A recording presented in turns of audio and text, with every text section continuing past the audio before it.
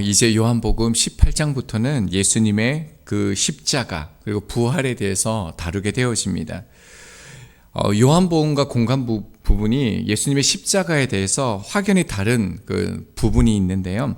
공간복음은 주님의 그 십자가의 고난에 초점이 맞추어져 있지만 요한복음에서 예수님의 그 십자가는요, 능동적이고 적극적이고 영광의 길을 향해서 나가는 것을 그 초점을 맞추고 있습니다. 이것을 기억하면서 오늘 본문을 살펴보겠습니다. 1절 말씀입니다. 예수께서 이 말씀을 하시고라고 기록되어져 있는데요. 공동번역에 보면 이 기도를 마치신 뒤에 예수는 이라고 번역하고 있습니다. 그러니까 우리가 17장에서요, 예수님의 대제사장적 기도를 우리가 살펴보았죠. 자신을 위한 기도, 제자들을 위한 기도, 그리고 오고 오는 믿음의 세대들을 위해서 기도하시고 이제 거처를 옮기신 것입니다. 자, 그 다음 말씀입니다. 제자들과 함께 기드론 시내 건너편으로 나가시니라고 말씀하는데요. 자, 기도를 마치신 예수님이 어디를 갑니까? 기드론 시내 건너편으로 가셨다라고 상황적인 것을 기록하고 있습니다. 여기서 시내라는 단어는요, 겨울과 흐르다의 합성어입니다. 그러니까 겨울에 흐르는 시내이죠.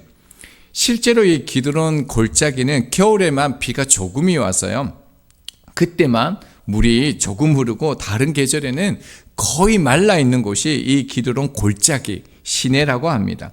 자, 그것을 건너서 어디로 가십니까? 하반절에 보면요, 그곳에 동산이 있는데 제자들과 함께 들어가느니라. 자, 요한복음은 예수님이 가신 곳을 정확한 명칭을 사용하지 않았습니다.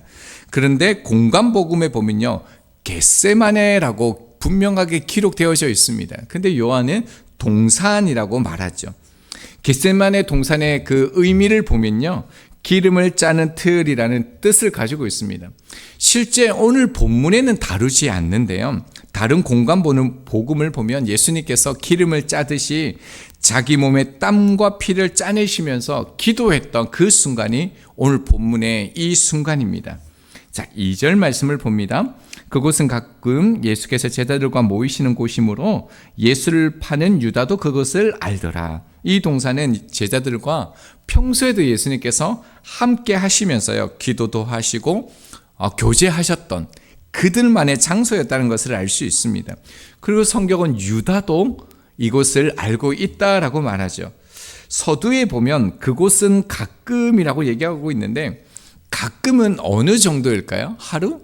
일주일? 2주일에 한 번? 한 달에 한 번? 이 정도일까요?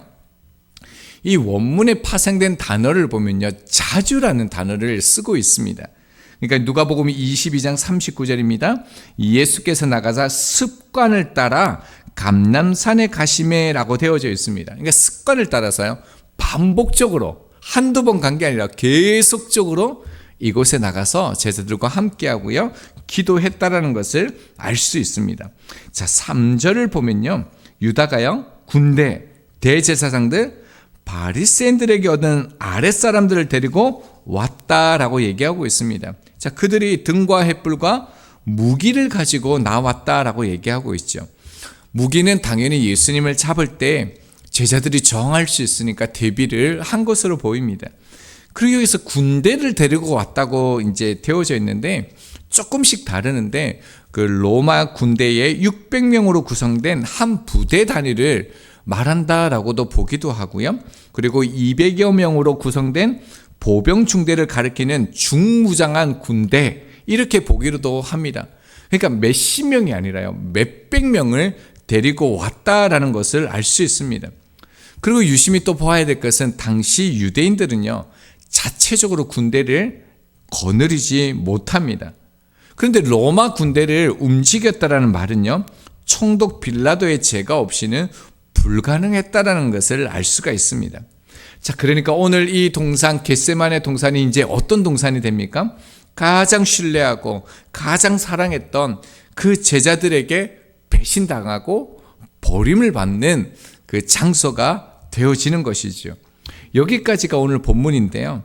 사실 본문은 세 절밖에 안 되지만 구속사적으로 아주 중요한 부분이 담겨져 있습니다. 한번 좀 더 자세하게 살펴보겠습니다. 1절에 보면요, 기드론 시내 건너편으로 나가시니 라고 말씀하셨죠. 자, 요한은요, 의도적으로 기드론이라는 지명을 사용하였다는 것을 주목할 필요가 있습니다. 왜냐하면요, 다른 마태, 마가, 누가 공간 복음을 보면 기드론이란 말을 전혀 사용하지 않기 때문에 그렇습니다.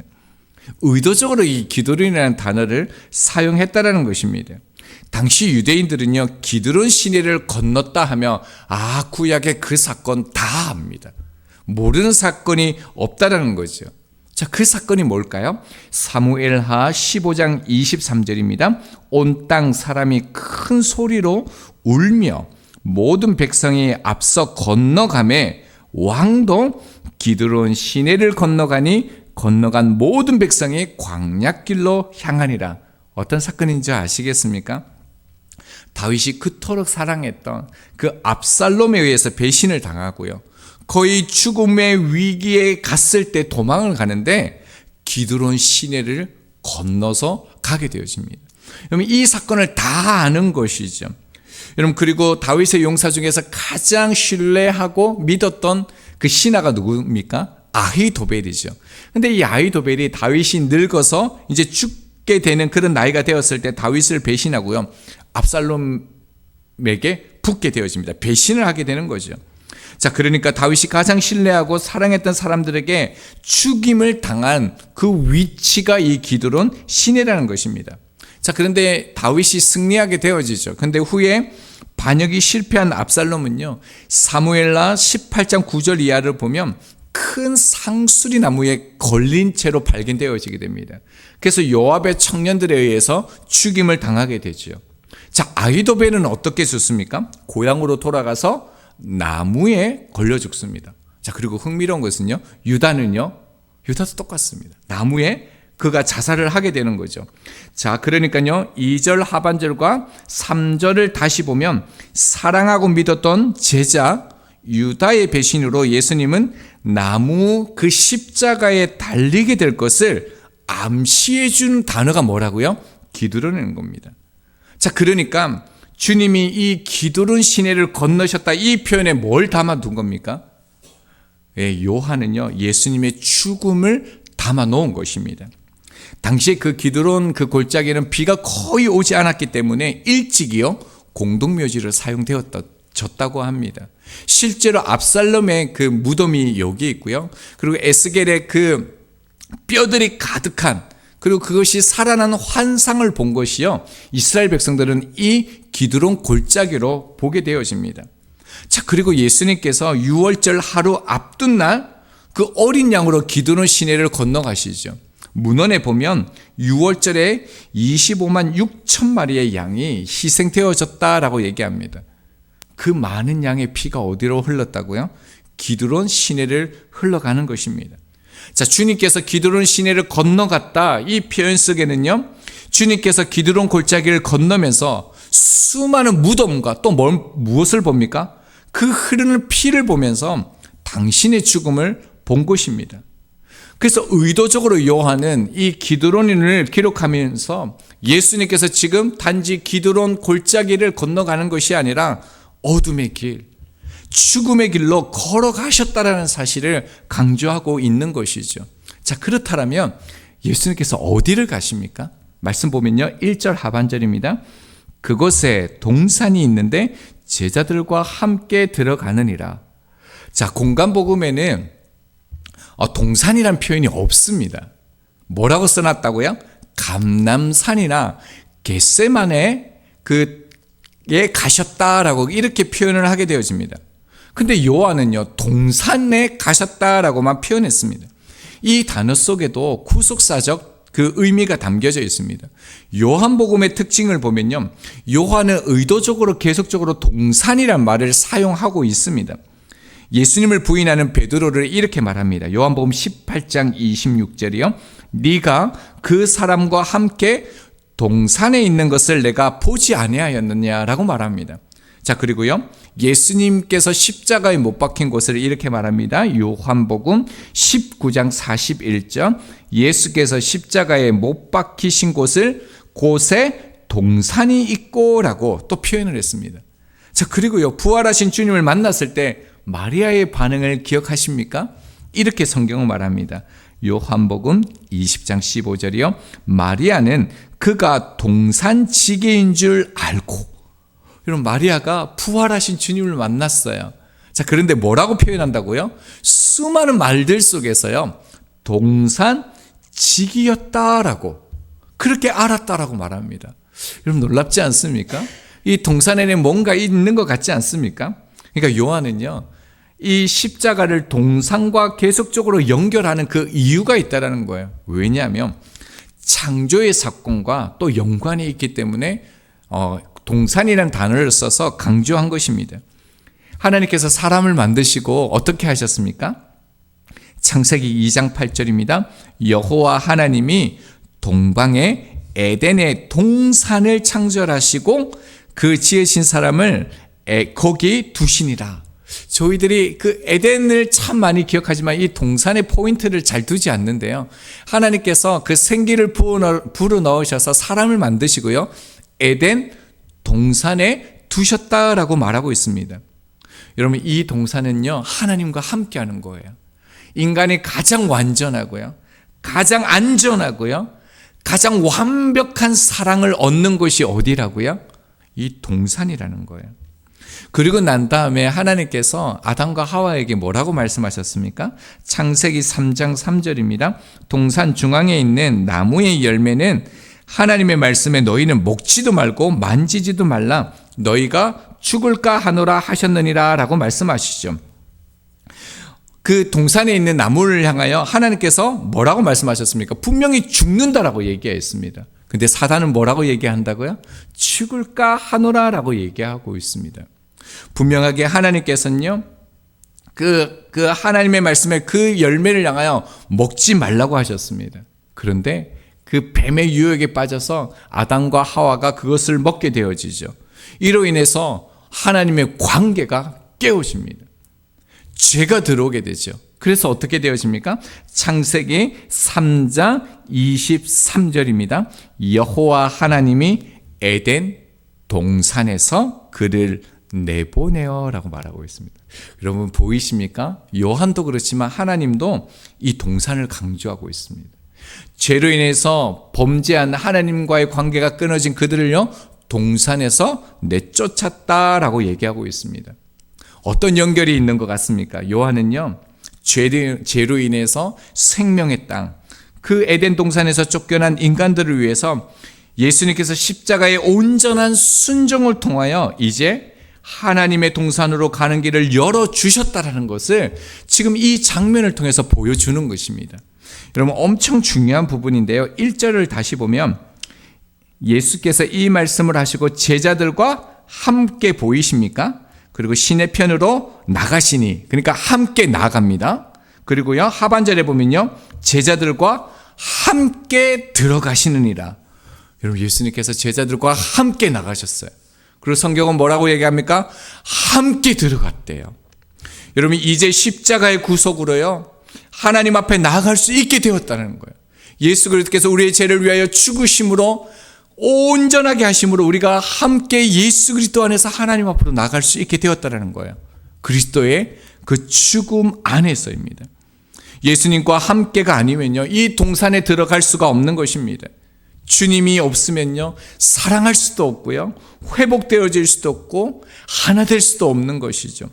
다른 길은 절대로 없다라는 겁니다. 주님과 함께라는 것이요.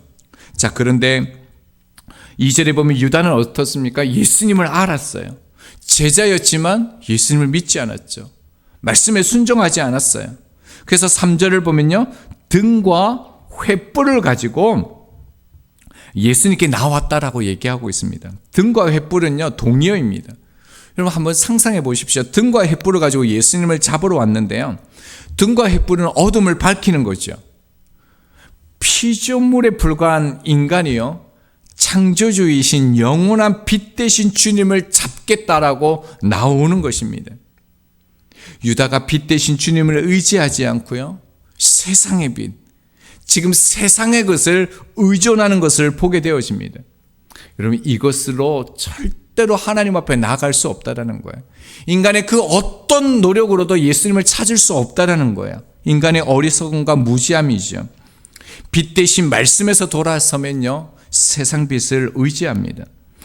예수님도 기드론 골짜 건너편으로 가셨고요, 유다도 똑같은 기드론 시내편으로 간 것입니다. 똑같은 길을 갖고 있는 것이요, 예수님과 함께하고 있는 거죠. 그러나 유다는 멸망의 길, 주님을 팔아넘기는 길이 된 것이고요, 동산에서 쫓겨나 죽음을 맞이하게 되어집니다. 자, 그렇다면요, 여러분, 주님을 믿는 이들이 건너가야 할 기드론 시내는 어디일까요? 흥미로운 것은요, 지금 이 기드론 시내를요, 그 히브리 말로 백향목 시내라고 얘기하고 있는데 실제로도 이렇게 부른다라고 얘기합니다. 이상하지 않습니까? 1년 내내 거의 말라 있고요, 무덤이 가득 찬 곳이 백향목과 같은 곳이 되어질 수 있습니까? 그런데 하나님께서 그 골짜기를 백향목 시내라고 부르게 하셨습니다. 그리고 실제로 지금도 그 지명을요, 백향목 시내라고 부른다라고 얘기하고 있습니다. 무엇을 말합니까? 십자가를 지고요, 그 골짜기를 건넌 자에게 그곳은요, 더 이상 무덤이 아니라는 거예요. 죽음의 골짜기가 아니라는 거예요. 백향목 시내가 된다는 것입니다. 예수 그리스도께서 십자가의 골짜기를요, 자기 희생의 피로 통과하셨기 때문에 영원한 백향목이 된 것이죠. 여러분, 이 겟세마네 동산을 넘으면요, 그 다음에 뭐가 있는지 아세요?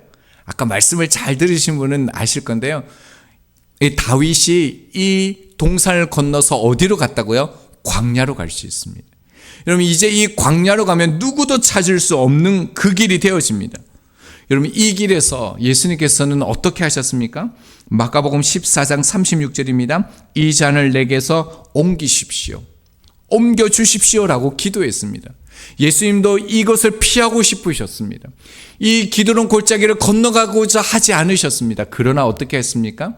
예수님은 광야로 나가지 않으시고요, 그러나 나의 원대로 마옵시고 아버지의 원대로 하옵시고 하시고 라고 얘기합니다.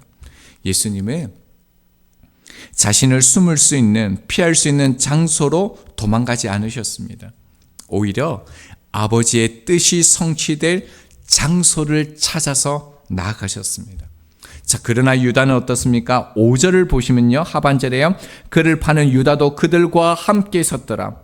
유다는 예수님이 잡히시던 현장 그 순간까지 자신의 것을 위하여 태연하게 서 있었습니다. 예수님을 부인한 것이죠.